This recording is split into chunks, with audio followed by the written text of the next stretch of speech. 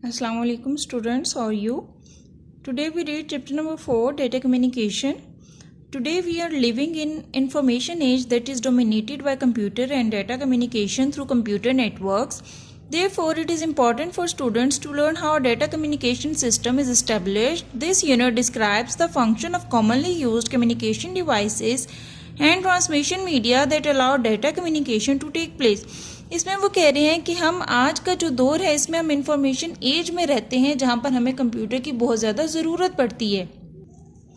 जैसे हमने एक कंप्यूटर से किसी दूसरे कंप्यूटर में या एक डिवाइस से दूसरी डिवाइस में कोई डाटा ट्रांसफ़र करना होता है, तो इसके लिए हमें पता होना चाहिए कि डाटा कम्युनिकेशन सिस्टम है क्या, कम्युनिकेशन डिवाइसेस कौन कौन सी होती हैं जिससे हम डाटा एक डिवाइस से दूसरी डिवाइस में ट्रांसफॉर्म कर सकें। तो इसके लिए उन्होंने हमें ये चैप्टर डाटा कम्युनिकेशन में कहा है कि वो हमें आगे बताएंगे कि आप क्या क्या चीज़ें यूज़ कर सकते हैं, उन्हें कैसे यूज़ कर सकते हैं, ये सारा आप इस चैप्टर में पढ़ेंगे।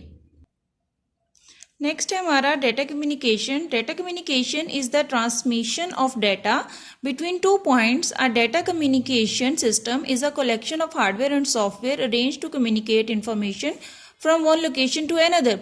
इसमें क्या है, डाटा कम्युनिकेशन का क्या मतलब है कि जब आप एक पॉइंट से दूसरे पॉइंट पे कोई भी डाटा ट्रांसफर करते हैं तो उसका मतलब है कि ये डाटा कम्युनिकेशन है, कि हम जो डाटा है वो एक पॉइंट से दूसरे पॉइंट तक ट्रांसफ़र करते हैं। इसके लिए हम डिफरेंट हार्डवेयर और सॉफ्टवेयर यूज़ करते हैं।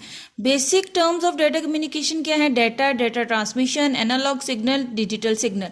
डाटा में क्या है? डाटा में आपका कोई भी चीज़ हो सकती है, आपकी फिगर हो सकती है, आपकी टेक्स्ट हो सकता है, आपका किसी भी किस्म का कोई डाटा जैसे साउंड है, टेक्स्ट है, वीडियो, इमेजेस, वो सारा आपका डाटा में आएगा। डाटा ट्रांसमिशन में क्या होगा कि आपने जब भी एक चीज़ एक प्लेस से दूसरी प्लेस में आप ट्रांसफ़र करते हो, किसी भी आपने अपना कोई मीडियम लिया है, ट्रांसमिशन मीडियम, उसको यूज़ करते हुए, तो वो हमारा होता है डाटा ट्रांसमिशन।